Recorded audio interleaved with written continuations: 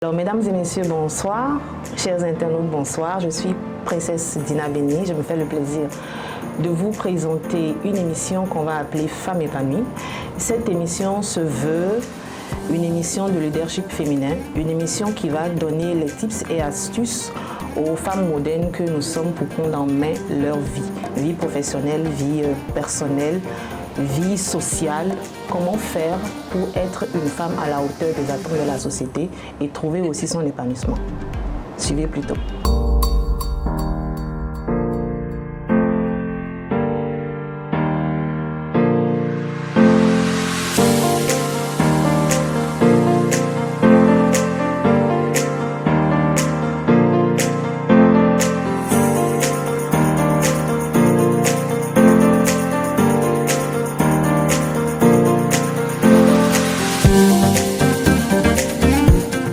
Je reçois pour vous aujourd'hui Madame Lucie Fassinou. Bonjour Madame, comment allez-vous?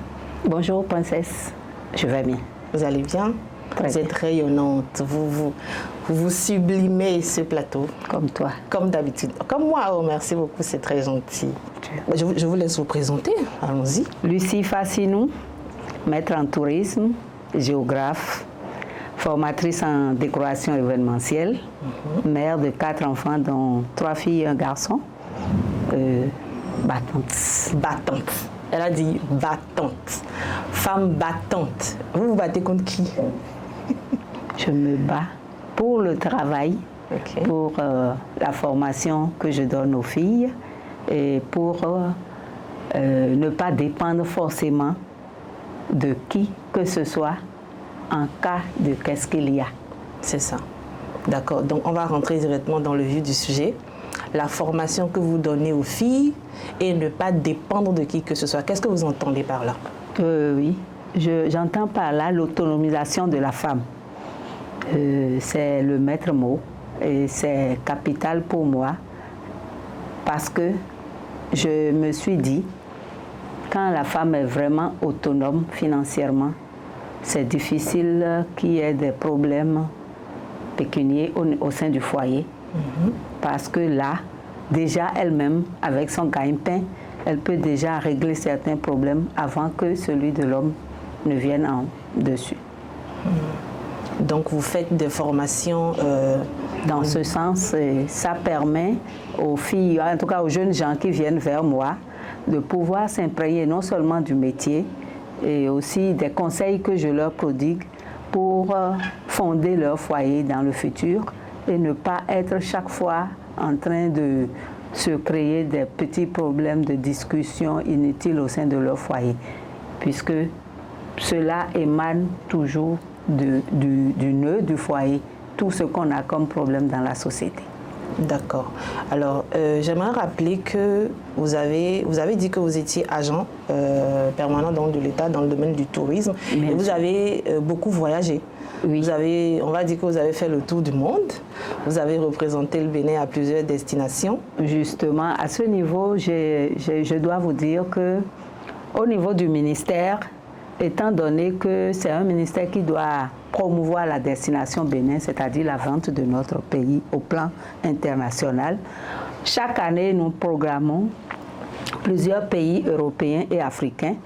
Et dans ces différents pays, nous devons aller pour vendre la destination Bénin et mettre en exergue tout ce qui est Made in Bénin.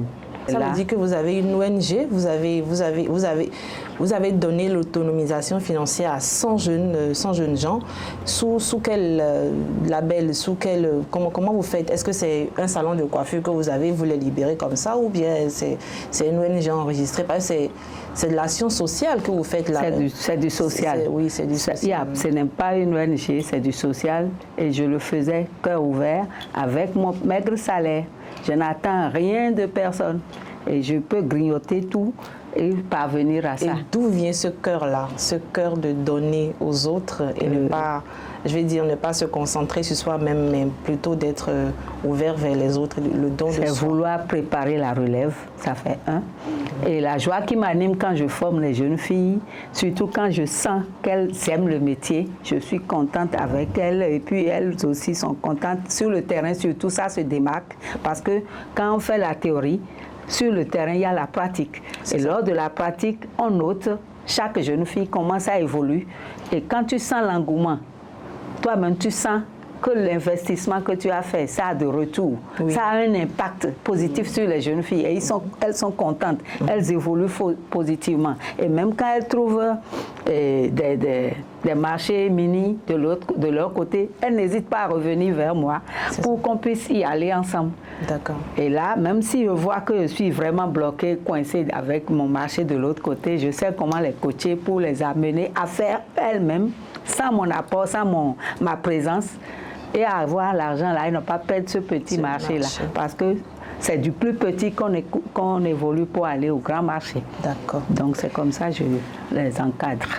Alors, on a fini la présentation de votre personne. On va rentrer maintenant un peu plus dans le vif du sujet de cette émission. J'ai parlé de femme épanouie. Pour vous, qu'est-ce que cela veut dire, l'épanouissement de la femme? Pour moi, l'épanouissement de la femme, c'est la joie qui anime la femme au sein de la société quand elle évolue au plan professionnel, en tout cas par rapport à son développement personnel, la joie qui l'anime quand elle passe et qu'elle ne se reproche rien dans la société. C'est cette joie-là que j'appelle épanouissement de la femme. Donc, si tu fais un travail et que tu te sens dedans, tu as la passion de la chose, tu aimes la chose, tu fais avec cœur joie, tu évolues et toi-même tu atteins tes objectifs. Puisque avant de faire quelque chose, tu as d'abord fixé un objectif. Si tu vois dans ton évolution, tu ressens cette joie, tu vois ton revenu augmenter et que toi-même tu te sens à l'aise dans ce que tu fais, tu n'es pas sous contrainte de quelqu'un, c'est ce que moi j'appelle épanouissement. D'accord. Alors, vous êtes sur ce plateau parce que vous avez été point focal genre pendant que vous travaillez au ministère. On a noté aussi que vous formez les jeunes gens, mais on va quand même dire que c'est beaucoup plus les femmes, c'est-à-dire c'est 90% de femmes et 10% d'hommes. Donc c'est la question de la femme, la question du genre, c'est quelque chose quand même que vous connaissez, qui vous impacte et dans lequel vous avez d'ailleurs travaillé quand vous étiez en service. Alors pour vous concrètement, quels sont les éléments qui vont permettre à la femme moderne d'aujourd'hui d'être épanouie, des éléments concrets? Est-ce que vous pensez réellement que l'égalité du genre, c'est faisable? Est-ce que c'est quelque chose qui est possible? Est-ce que c'est quelque chose qui est vrai? Est-ce que c'est quelque chose qui est sincère? Est-ce que c'est quelque chose qui est réaliste? L'égalité du genre, est-ce que sincèrement l'homme et la femme sont égaux?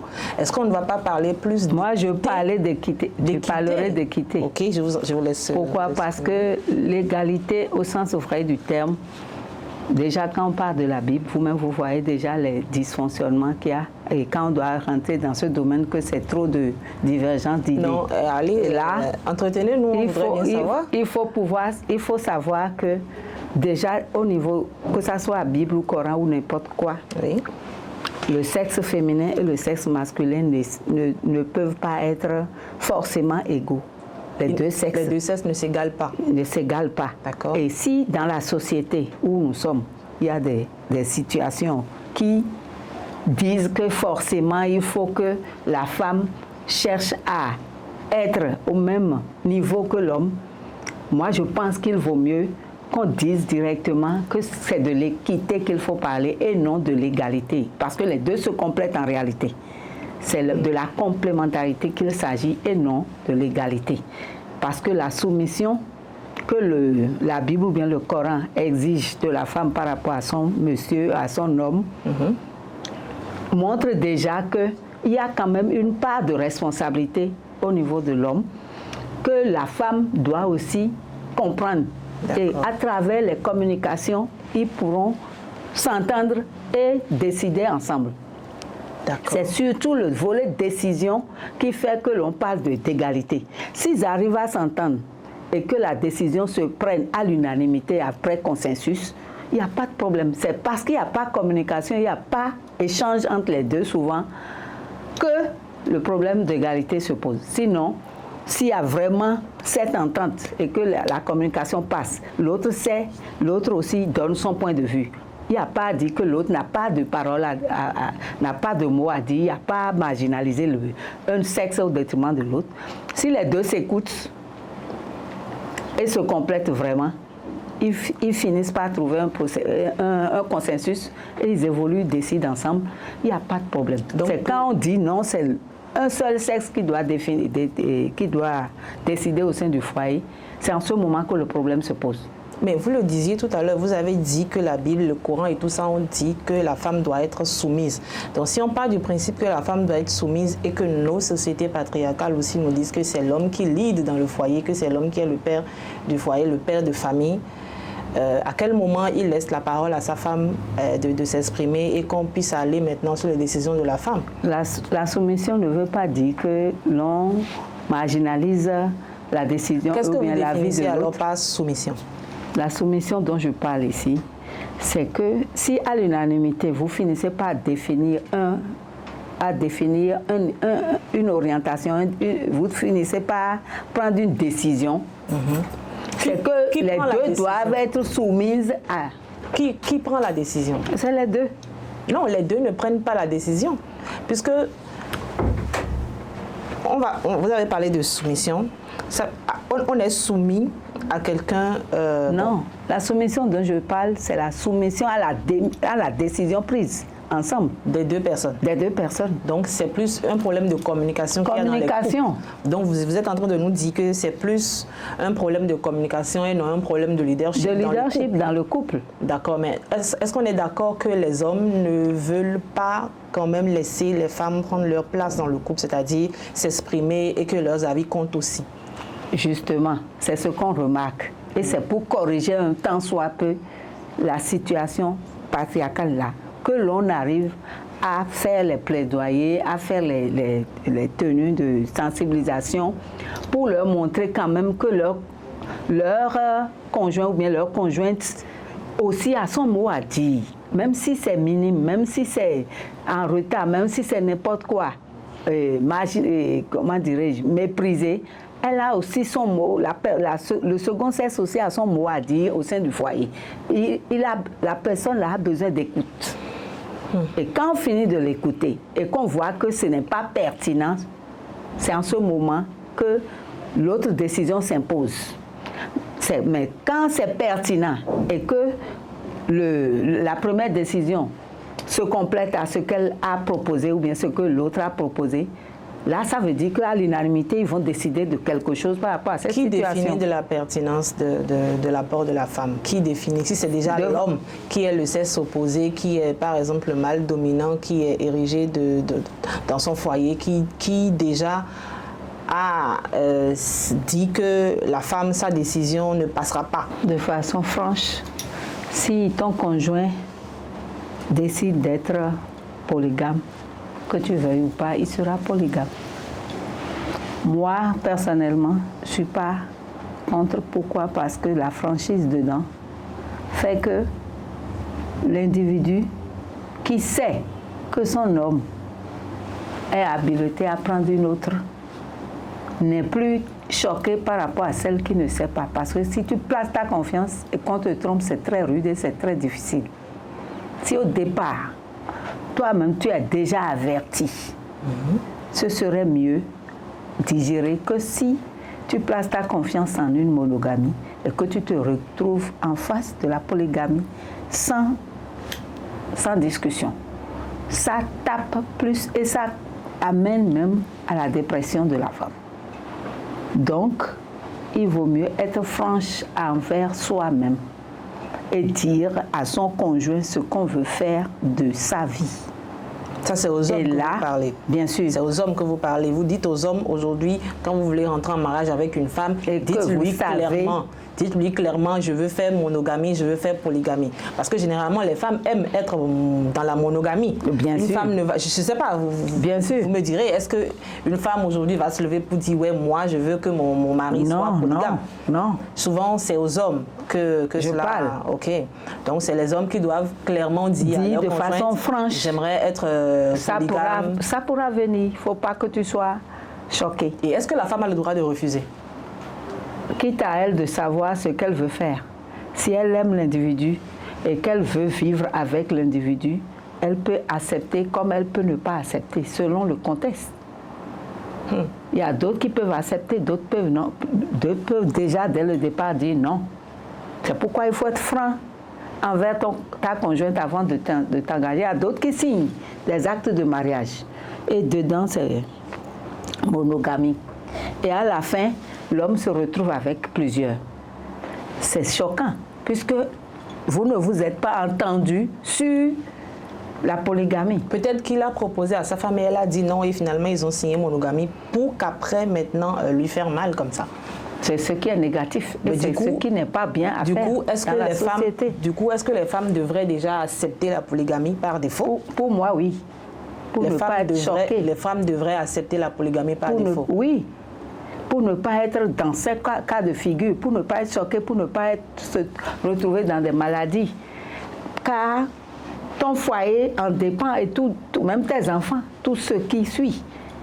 Si tu t'avertis et que tu sais que c'est à la longue, ça va arriver, c'est mieux et tu sais déjà à quoi t'en tenir avant d'enclencher le processus. Mais si on ne te dit pas et qu'on signe le contrat mono avec toi et que tu évolues et que c'est à la fin on te met devant le fait accompli, tu peux te retrouver dans la rue. Hein. Oui, justement, on a eu plein de cas comme ça. On connaît plein de femmes qui sont devenues... C'est pour ça, moi, je dis à l'homme d'être franc avec sa conjointe dès le départ. Donc la femme n'a pas le droit de dire non, je veux mon homme pour moi, je veux que ce soit ma paire, je veux que ce soit ma moitié du matin au soir, la vie à la mort, ce sera nous deux contre vents et marées, c'est pas possible. Avec l'évolution du temps, c'est révolu un peu parce que avant, on pouvait monopoliser et le foyer sera pour la seule et unique femme. Quand vous dites monopoliser, est-ce à dire que la femme aussi pourrait aller se faire voir ailleurs avec une autre? Parce que, pourquoi non? Pourquoi vous dites non en criant comme ça? Non, puisque là, dans le contrat de monogamie, là, il y a des clauses, il y a des choses, souvent les gens ne lisent pas. Okay. On signe seulement, parce qu'on veut mariage. Moi, j'ai reproché à un jeune couple le fait qu'ils aient fini de signer avant de découvrir le piège. Les pièges qui sont petit caractère. Merci. J'ai dit, est-ce que vous avez bien lu tout le document avant de signer? Il dit, ça importe peu. Mais à la longue, ça va te rattraper. Mais qu'est-ce qui est écrit? Beaucoup de choses. Il y a des volets où l'homme va te dire, il faut barrer ça là. La femme va dire, moi, je ne veux pas accepter ceci. L'autre va dire, je veux communauté de biens. Il faut s'asseoir dessus d'abord, il faut même prendre copie, avant même le jour du mariage, et lire à deux. De façon concrète, à deux, et voir du début jusqu'à la fin, pas en diagonale. Est-ce qu'on va tenir dans ceci? Est-ce qu'on ne va pas d'ici? Est-ce qu'on ne va pas dire? Ou bien on laisse tout, on fait... ou bien communauté de biens, ou bien on fait si. Vous devez vous entendre correctement sur tout ce qui est dit dedans avant d'aller signer le jour de mariage. Parce que ce n'est pas voile. Hein. Mariage, là, ce n'est pas voile seulement. Là, hein. Quand on tape, on fait fanfare, là, c'est nul. Mais c'est le consensus que vous avez eu entre vous depuis la maison, avant même le fixer date, de faire les tapages, là, qui est le mariage. C'est pourquoi même le jour là, on vous relie encore tout ceci. Et on vous demande, on vous pose la question. Vous acceptez? Dans le mariage, que ce soit dans le mariage monogamique dont on parle, que vous dites qu'on signe, il y a des petits caractères. Souvent, on se promet fidélité et amour. Justement. Oui, alors, est-ce que le mot fidélité là, toi tu peux me donner un exemple d'un cas de figure, d'un foyer où ce mot-là seul est respecté? Le mot fidélité là est respecté. C'est les hommes qui ne sont Justement. pas fidèles. Les hommes ne sont pas fidèles. Justement. D'accord. Et la femme Si doit... déjà tu as accepté la chose, l'évident est là. Tu fais quoi? Est-ce que donc la femme doit accepter l'infidélité de l'homme? Que tu fais ou pas, si tu as signé cet acte-là, c'est fini. Bon, et avant de signer, je veux dire, il y a des couples aujourd'hui même qui sont en concubinage, qui ne sont pas forcément allés à la mairie. D'autres refusent carrément de signer, oui. D'aller faire mariage et de signer, parce que si tu signes, ça t'engage. D'accord. Maintenant, si tu n'as pas encore signé, et que quand même, par exemple, je dis, on t'a fait la dot, et que tu es rentré dans le foyer, que tu vis sous le même toit que ton homme et tout ça, est-ce que donc tu dois accepter l'infidélité? Est-ce que la femme doit accepter l'infidélité de l'homme? Selon moi, oui. Ah, ok. Pourquoi? Il n'y a pas... il y a pas un temps où on va décrire de façon concrète toutes les situations qui amènent l'homme à l'infidélité. Il y a des situations désobligeantes. Ce n'est pas dans tous les cas de figure que l'homme va forcément vers une autre. Il y a des situations où il se retrouve devant le fait accompli. Ce n'est pas forcément lui qui a cotisé. D'accord. Il y a des femmes qui viennent s'offrir dans les bureaux. D'accord. Il y a d'autres qui viennent par intérêt. Ce n'est pas forcément l'homme qui a cotisé ou bien qui a fait le premier pas. Mais l'être faible, devant la part, devant des circonstances qui lui donnent accès, moi je ne parle pas d'infidélité en ce moment. D'accord. En dehors de ceci, il y a des cas de figure dans les hôpitaux. Les hommes, je veux parler des hommes bien sûr. Là, c'est le sexe masculin. Et il y a des situations où c'est lui qui doit intervenir. Étant donné que c'est lui qui est le seul à intervenir, et la situation est dans ses mains, oui. L'autre, n'ayant pas les moyens pour se faire prendre en charge, se donne pour dire, bon, vous êtes devant votre vie. Voilà la situation. Bon, et si mon mari n'est pas docteur? Si mon mari n'est pas docteur, mon mari ne travaille pas dans une administration. Donc c'est pour ça que je dis qu'il y a plusieurs situations qui amènent. Pour qu'une femme vienne s'offrir sur sa table de bureau. Les hommes, ça trompe. Là, vous les excusez. Je sais que les hommes cherchent en majorité ces situations de leur côté aussi. Oui, parce mais que il y a aussi de ces volets là-dedans. Ça, c'est des contre-hommes, c'est des cas exceptionnels. C'est-à-dire, dans la globalité, de façon générale, on sait que dans nos sociétés africaines, enfin, je veux dire, on sait que dans la vie en général, c'est le mâle qui se porte trompe vers la femelle, oui. Qui trompe. Donc, mais non. Est-ce que la femme doit accepter l'infidélité de cet homme-là, de ce mâle-là? Est-ce que la femelle doit se dire, oui, de toute façon, les hommes, ça trompe, donc ok. Il y a des choses, il y a des situations aussi où la femme est fatiguée et tout le temps fatiguée, qui te disent qu'elles ne peuvent pas et qu'elles ne veulent pas du tout sentir l'individu. Okay. Il y a aussi des cas de frigidité. Oui, je vous entends. Il y a des cas de maladie, plusieurs cas de figure au niveau du foyer. D'accord. Qui ne permettent pas à la femme de vraiment tenir. D'accord. Et le sexe masculin, on le connaît. Quand ça leur plaît là, tu peux donner la viande. Ils iront sur le tas d'ordures chercher l'eau sain. C'est ça. C'est des chiens. Donc dans ces cas-là, tu ne peux pas dire que tu peux retenir celui-là qui est dans le besoin. Il va s'offrir tous les moyens pour le faire sans que tu ne le saches.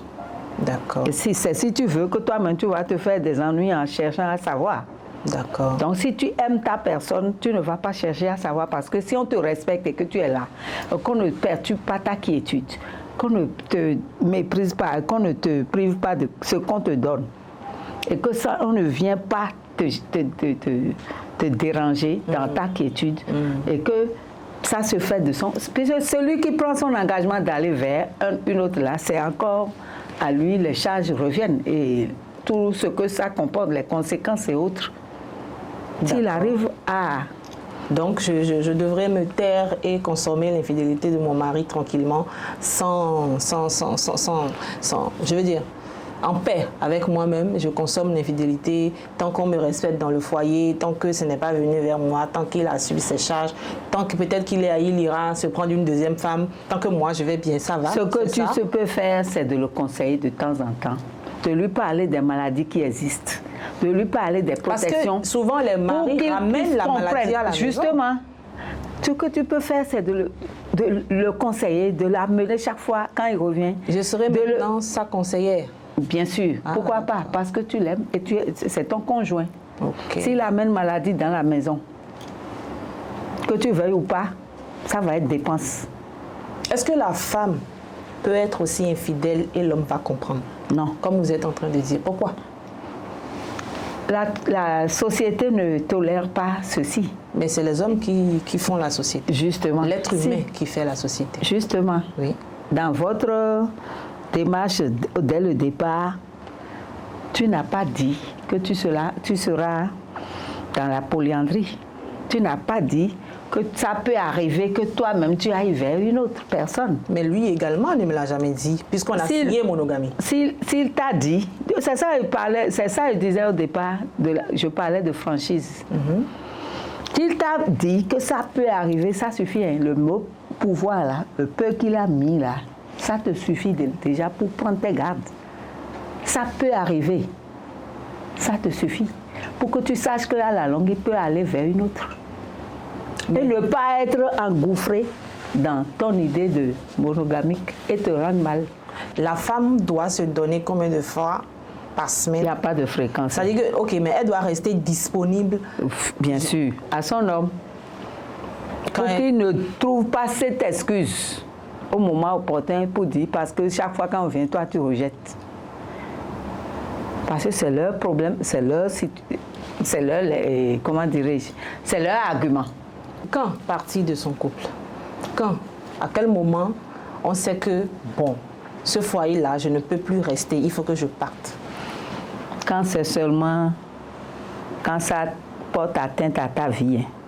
Donc, quand le monsieur et moi n'avons pas une bonne communication, c'est-à-dire que je ne suis plus en phase avec lui, ou bien il ne m'épaule pas, il ne me soutient pas dans mes activités. Tu ne fais pas tes désirs. Voilà, il ne satisfait pas. Tu mets ça en prière. Mes émotions ne sont pas entendues, ne sont pas prises en compte, je mets ça en prière. Oui, il va s'améliorer, rien ne dépasse Dieu. Hein. Ok. À moins que tu n'aies pas la foi. Donc, je vais prier pour que cet homme-là change. S'améliore. Est-ce que des hommes ont déjà changé comme ça? Bien sûr, bien sûr. Ah, si oui. tu poses non, est-ce que des hommes, genoux. Des hommes, non. Ok. Les femmes et les hommes existent depuis 1000 ans. Les hommes ont été toujours des racailles. Maintenant, la femme est rentrée en mariage avec lui et il a commencé à montrer son vrai visage. Et la femme est allée vers Dieu, genoux à terre, a prié et l'homme a changé. Vous avez déjà eu vraiment des cas sérieux? Oui. Avec foi, tu pries avec foi. Je veux que mon homme change dans ce domaine-là. Je veux ceci. Et tu pries avec sincérité. Ça va arriver. À moins que tu n'aies pas la foi, oui. Pour que la personne change. D'accord. Tu pries dans ce sens, avec foi. Dans ce sens, avec foi. Oui. Et si ça ne marche pas? Ça va marcher si tu as la foi. Si tu n'as pas la foi, ça ne va pas marcher. Et si j'ai la foi que ça ne marche pas? Est-ce que vous savez qu'on dit qu'on ne change pas un homme, qu'on ne change pas un être humain? C'est-à-dire qu'on ne peut pas changer l'état d'un être humain. Ce qu'il est, il sera. Je sais, il y a d'autres. L'habitude, c'est une seconde nature, ça revient. Si vraiment il y a l'affection des deux côtés, parce que si c'est unilatéral, il y a des couples où c'est l'homme seul qui aime la femme, ou bien c'est la femme seule qui aime l'homme, en réalité. Et que l'autre, le second qui n'aime pas là, c'est l'intérêt qui l'a guidé. Il y a l'autre aussi, c'est par pitié qu'il a pris la femme là comme femme. Dans ce cas de figure, tu ne peux pas dire une règle générale qui soit valable à tout le monde. C'est pour ça que je disais au départ, les contextes, les situations varient. Et c'est en fonction des situations, des contextes qu'il faut analyser. Il ne faut pas figer une situation à tout le monde et dire que ça va être celle-là pour tout le monde et ça va réussir. Ok. Mais l'amour finit aussi. Quand c'est un couple qui se marie par amour, l'amour peut finir. Fini. L'amour ne finit jamais. C'est point d'interrogation. Pourquoi? Ce qu'on appelle amour, c'est pas ce que d'aujourd'hui les gens, c'est l'intérêt aujourd'hui. L'amour, le vrai amour, fondé sur la réalité de ce que c'est que l'amour là, ça ne finit pas complètement. Même s'il y a des dégâts d'un côté comme de l'autre, quand les deux êtres là se retrouvent, il y a toujours quelque chose qui se crée entre eux, même si c'est clin d'œil. Le vrai amour, c'est ça. D'accord. Ce n'est pas basé sur intérêt ni sur quoi que ce soit. Mais s'il y a ça là, s'il y a ce grain entre les deux, il y a toujours quelque chose, une flamme qui les réunit. Oui, mais est-ce que l'amour seul suffit pour un couple?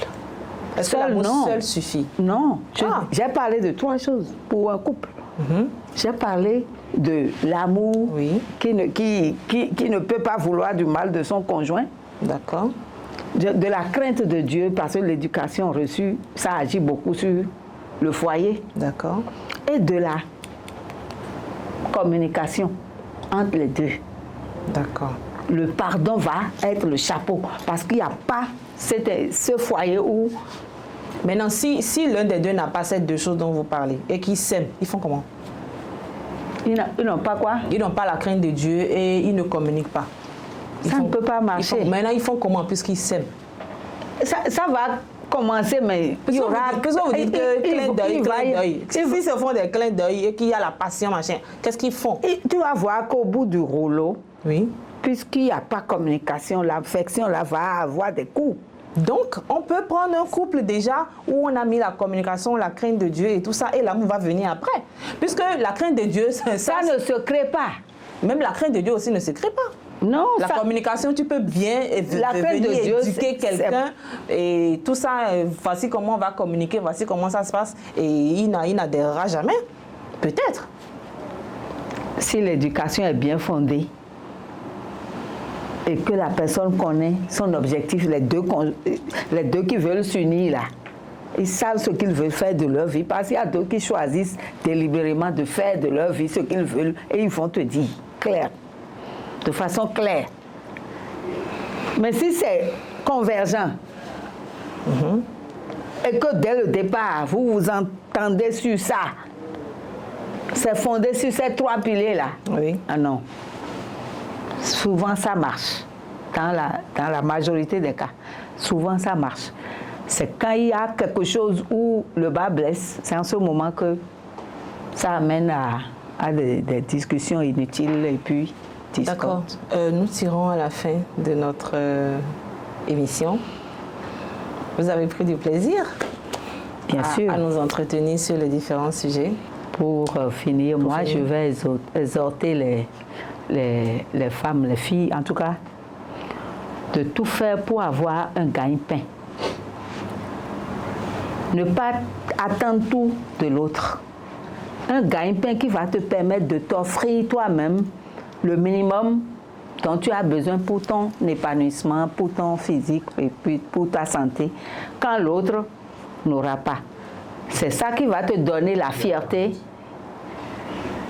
et tu vas évoluer dans la société de façon fière, la tête haute partout où tu es, sans chercher à chaque fois à demander. Parce que ça te rend aussi un peu lésé quand chaque fois c'est toi qui demandes. Mais si toi-même, tu te crées un gagne-pain et que toi-même tu apportes ton grain de sel, tu ne seras pas tout le temps malheureuse au sein de ton foyer. C'est ça. Au moins tu vas t'offrir le minimum et ce que lui va apporter va être un plus. Donc la fierté que tu veux avoir, l'épanouissement que tu veux avoir, c'est de tout faire pour te créer un gagne-pain, quelles que soient les situations, pour aider ton conjoint dans le foyer. D'accord. Donc la femme doit avoir le gagne-pain, être dans un foyer et quoi d'autre pour compléter l'épanouissement? Est-ce qu'aujourd'hui une femme qui n'est pas mariée peut être heureuse? Ce n'est pas forcément le mariage qui donne le bonheur. Il y a des gens qui sont mariés qui ne sont pas heureuses. C'est ça.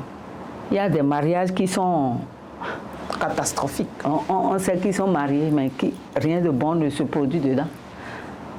C'est ça, il dit que ce n'est pas le mot mariage qui est important. c'est ce que toi-même tu vis au sein de ce foyer. On a posé plusieurs questions. Tu sais, on faisait des questionnaires, on va dans les maisons, on faisait de porte à porte. Mais est-ce que tu es vraiment heureuse dans ton foyer? Maintenant, est-ce que concrètement, une femme, je veux dire, un être humain de sexe féminin peut être heureuse sans être mariée, sans avoir un homme? Bien sûr, pourquoi pas d'elle? Bien sûr, heureuse, épanouie, évoluant, toujours prier pour être dans son objectif. Heureuse, oui. Donc, ce n'est pas forcément au sein d'un mariage que l'on peut être heureux. Tu peux être heureux dans la condition où tu es en évoluant dans ce sens. C'est-à-dire dans le travail? Dans ton travail, dans ton entourage, dans tout, en arrivant à satisfaire tes besoins, ton plaisir et puis ton bonheur. Tu crées toi-même ton bonheur. Ce n'est pas une autre personne qui viendra créer ton bonheur. C'est toi-même. C'est toi-même. D'accord. Donc, l'homme n'est pas indispensable. Il serait indispensable quand toi-même, tu vas te sentir lésé par rapport à ta situation. D'accord. C'est bon à savoir. Vous avez entendu? L'homme sera indispensable si toi-même, tu te sens lésé par rapport à ta situation de célibat. Donc, si tu es célibataire et que ça te va comme ça, c'est que tu es épanoui.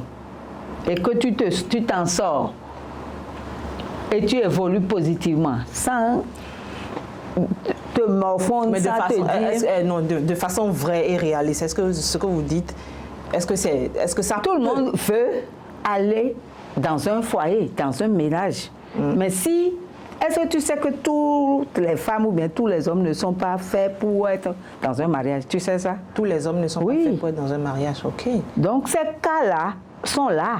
Et on ne peut pas dire forcément qu'il faut les mettre... Quel est ce type d'homme qui ne peut pas aller en mariage? Qu'il faut les insérer forcément au sein d'un foyer. Quel est ce type d'homme qui ne peut pas aller en mariage? Il y a des racailles, hein? Oui. Correctement racailles. Quel que soit ce que tu vas leur prodiguer comme conseil, tu ne peux pas les récupérer. C'est ça, il dit 32 pages dont je parlais de livre là. Tu vas voir les racailles là-dedans. Seulement, on ne met jamais leur nom ni leur mais peut-être même c'est des gens connus. Mais si tu veux, oui, tu peux aller jusqu'à la racine et tu vas voir le foyer dont on parle. C'est ça. C'est vraiment des racailles. Il n'y a rien à faire. Tu ne peux plus changer. Ça là, c'est que c'est borné. Tu peux tout faire. Tu peux faire conseil, tu peux faire sensibilisation dans ce village. Tu peux aller jusqu'à voir chef de village réunir tout le monde. Lui ne peut plus changer. Et il y a des hors-la-loi, toi-même, tu sais. Et on constate que sa femme est obligée de rester. Sa femme, elle reste. Elle ne part pas. Je te dis, il y a des femmes qui restent malgré qu'elles soient battues. J'ai des cas de figure. Ne restez pas quand vous êtes battu. Partez. Non, quand vous avez dit que elles sont dedans. Oui. Ta vie est en danger, tu pars. Oui, il y a d'autres qui sont battues, mais qui restent toujours.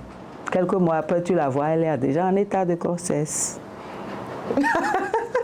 Non. C'est des cas de figure dans ton pays. Elle est battue? Bien sûr. Et nous, on vient, on coach, on fait les choses, on apporte les vivres, on fait, ne fait plus si rien, ne fait... 2 mois après, paf.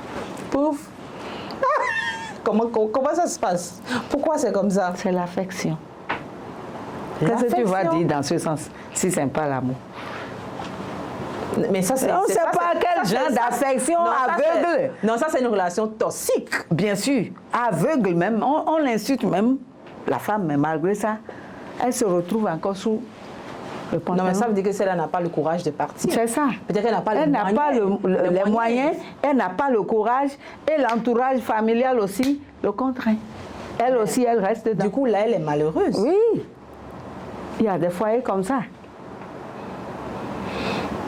Ouais, il faut quand même qu'on fasse beaucoup plus de communication, plus de sensibilisation. Pour que les femmes savent, les femmes sachent, qu'elles ont le droit, à la vie, le droit au bonheur, le droit à l'épanouissement. C'est-à-dire que quand ça ne va pas, il faut pouvoir en sortir. Quand ça ne va pas, il faut aller se plaindre. Quand ça ne va pas, il faut avoir le courage de partir et de refaire sa vie. On peut refaire sa vie à n'importe quel moment. Ah oui. Il ne faut pas mourir avant de refaire sa vie. Elle a des cicatrices partout sur son corps. Pourtant, elle est là. On va retenir que la femme doit avoir un gagne-pain. Tels sont les mots de Madame Lucie Fassinon. La femme doit avoir le pouvoir d'achat, quel que soit le mari que tu as ou non, tu dois pouvoir quand même avoir une activité ou des activités génératrices de revenus pour participer à l'épanouissement de ton foyer, participer à l'épanouissement de ta propre personne. Et quand ça ne va pas à la maison, dans le foyer, partez ou appelez le numéro qu'on va afficher en bas. Maman a dit que on peut accepter la polygamie par défaut pour ne plus être choqué après, pour ne pas subir les afflictions sur la santé physique et la santé mentale. Je ne suis pas forcément pour, mais aujourd'hui c'était son émission. Je vous dis à très bientôt. C'était moi, Princesse Dina Béni. Merci.